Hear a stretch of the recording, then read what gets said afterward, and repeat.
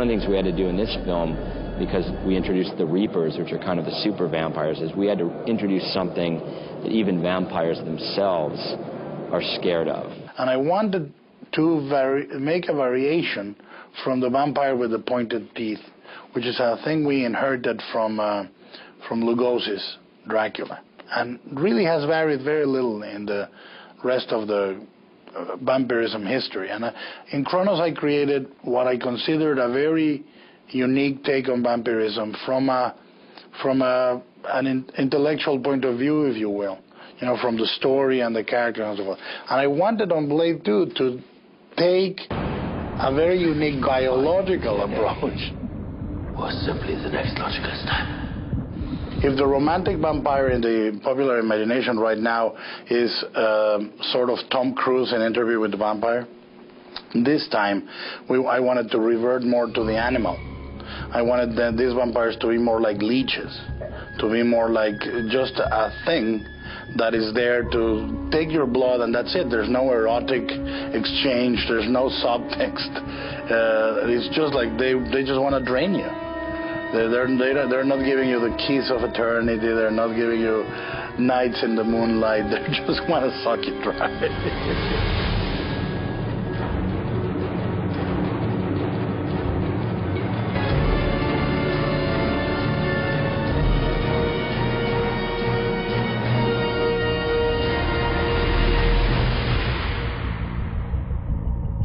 The first design I made of the Reapers, which was the basis of it all, was just the idea of having a thing have a mouth that occupied almost like half of its face. Guillermo does a lot of drawings, and I do little sketches as well. And Guillermo and myself, we always had kind of a vision in our heads of what these Reapers would look like. Well, the Reapers originally on David's were like shape-shifting creatures, meaning they essentially could change into anything in order to get to your blood reservoir, And what I wanted to do is just have them do one single change, but make them organically, internally, completely different from vampires.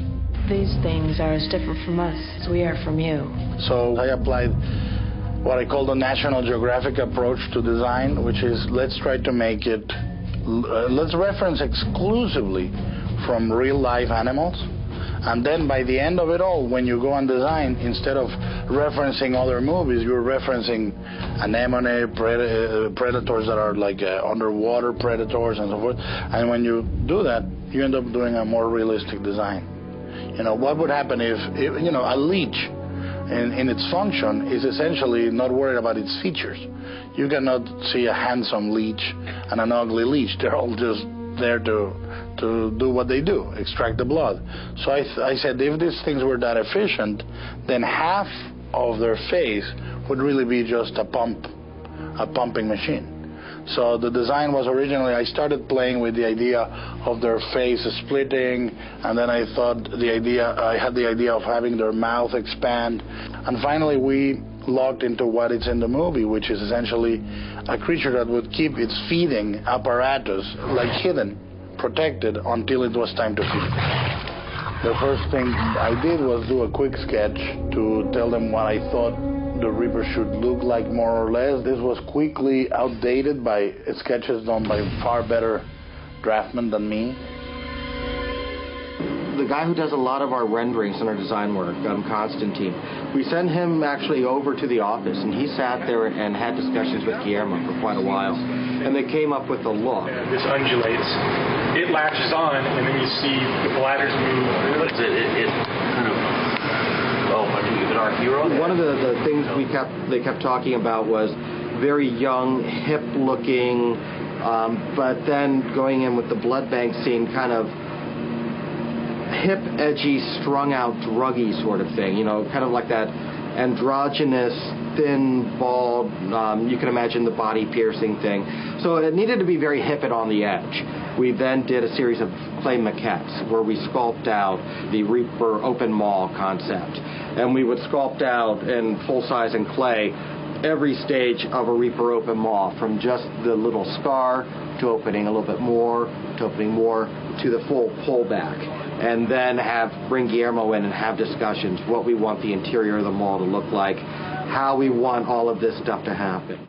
Once the design was locked, we logged into the approach. How much of it was going to be digital, how much of it was going to be physical. Jamie! Stand up and look at him! Good, very good, perfect! And the combination of using physical prosthetics and CG prosthetics.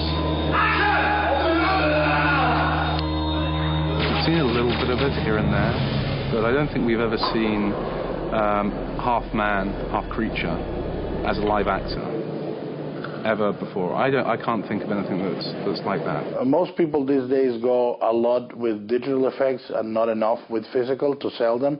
I like to blend both.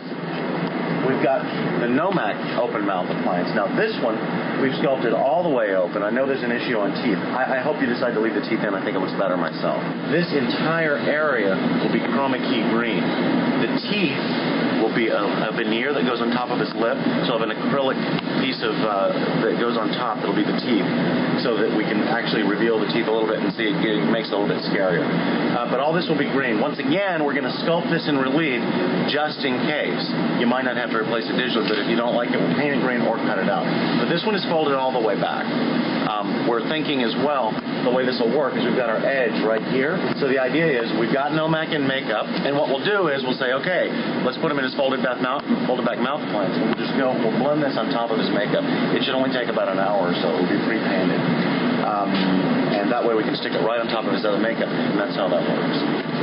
When you get a director like Guillermo who just knows the techniques, and he's not scared to use everything in his whole bag of tricks, you know, and he's not a director who just wants to do CG stuff just because it's the latest, greatest thing, you know. If it's going to work to use like a sock puppet or something, you know, in the back, he'll do that, and it's great, and he benefits from it, and you come up with a better product. The CG that they're using for my character particularly, it's just like you think, wow, this is an unbelievable amount of work, and the expense and the kind of just the effort that's gone into these puppets, and the whole kind of behind the scenes thing is fascinating. The proboscis, which the big tongue, was a little bit of a dilemma as far as, you know, how far does it come out and how graphic should we make it, you know.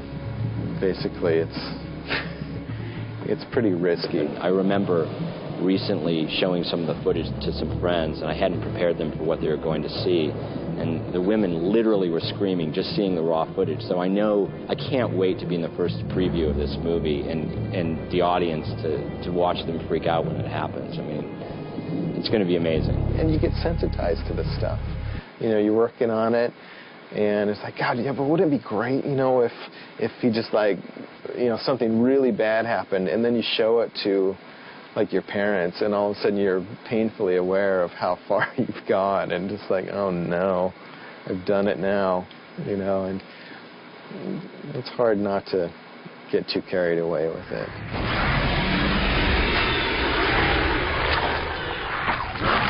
They started off, you know, that there were going to be a lot more puppets than digital effects. There are some puppets in the film, but we ended up replacing more shots than we ever thought. And on set, there were times when we'd try a puppet, and then Guillermo would just say, well, let's just do the maw. And we, at that time, it was a guess that the maw would work. The puppets work great, you know, and a lot of times there are shots in the film that are just puppets, and that's really cool, but it is a tool. And you'll find the same limitations as you would with just using the computer graphics. Well, the advantage, obviously, is the mobility without the bulk and the cumbersomeness of cables and cranes and pulleys and dollies and rods and puppeteers. That is obviously the biggest advantage. Now, in terms of operation, also, you can never pack in basically less than a square foot of space as much mechanicals as you need to make it feel completely real. So the CG animated maw allows you for bigger freedom in the movement. But the one thing that you do benefit with puppets that you really have a hard time with computer is the physicality of the material. So, you know, how it looks. It's an actual thing being photographed right there on the set. We always wanted to combine them, but we wanted to combine them with very active moths in the move and all that being CG, and the puppets being more stationary and so forth. Ultimately, we mix and match, and we did some of each in both cases. And I think that if you combine techniques, if you use physical and CG, and make the CG as good as you can to make it physical, and make the physical as fluid as you can to make it look like CG, then the eye of the audience goes, how did he do that? And the moment they don't know, they believe.